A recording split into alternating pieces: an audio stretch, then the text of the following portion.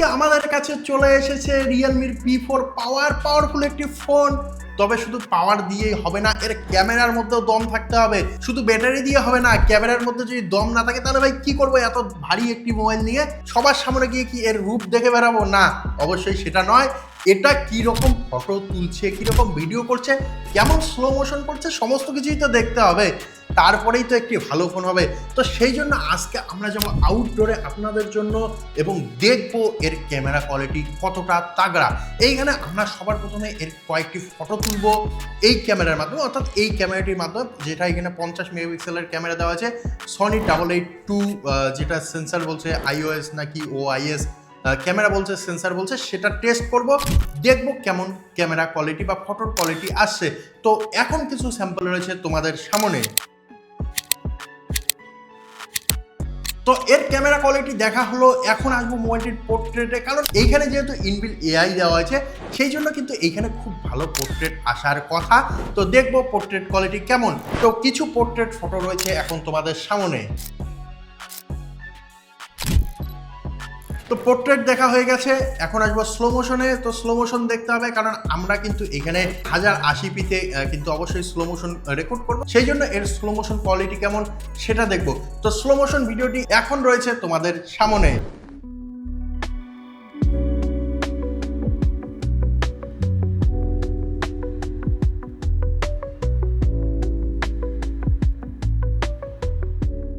তো slow motion দেখা হয়েছে, এর ভিডিও কোয়ালিটি দেখতে হবে কতটা স্টেবল, এইভাবে নিয়ে গেলে নড়াচড়া করছে নাকি ক্যামেরাটি সেটা দেখতে হবে। সেই জন্য এইখানে আমরা একটি ভিডিও রেকর্ড করেছি, সেটা এখন তোমরা স্ক্রিনে দেখছো।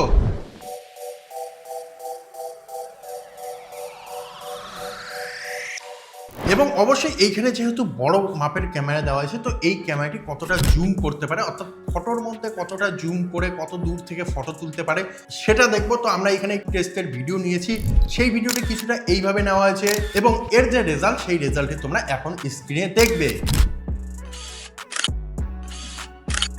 তো আশা করি তোমরা সমস্ত ভিডিও দেখলে, সমস্ত ফটো দেখলে, সমস্ত টেস্ট দেখলে কেমন হয়েছে সেটা অবশ্যই কমেন্টে জানাও। এবং যারা যারা আমাদের ওপিনিয়ন চাচ্ছেন তাদের জন্য বলবো, এই যে মোবাইলটি দেওয়া আছে, এই মোবাইলটির ক্যামেরার মধ্যে কিন্তু তেমন কিছু নেই, শুধুমাত্র রয়েছে AI।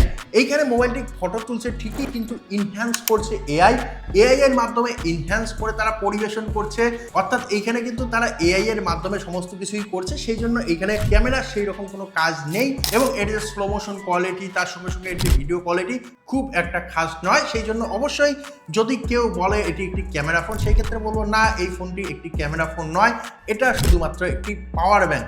তো এই পাওয়ার ব্যাংকটি যারা যারা কিনতে চাচ্ছেন তারা অবশ্যই কিনতে পারেন, তবে যারা যারা ক্যামেরার জন্য ফোন কিনতে চাচ্ছেন তারা এই ফোনটি অবশ্যই কিনবেন না। এই বাজেটের মধ্যে আরও ভালো ভালো, অর্থাৎ 26,000 টাকা বাজেটের মধ্যে আরও ভালো ভালো ফোন রয়েছে, সেই ফোনগুলো কিনতে পারেন। অবশ্যই সমস্ত ফোনের রিভিউ আমাদের চ্যানেলে রয়েছে, TechB1M আমাদের ইউটিউব চ্যানেলের নাম। অবশ্যই চ্যানেলটি ভিজিট করে সমস্ত ভিডিও দেখে তারপরে একটি মোবাইল ডিসাইড করতে পারেন এবং অবশ্যই চাইলে আমাদের চ্যানেলটিকে সাবস্ক্রাইব করে পাশে থাকতে পারেন। তো দেখা হবে পরবর্তী ভিডিওতে। আজকের ভিডিও এখানেই শেষ করছি। জয় হিন্দ।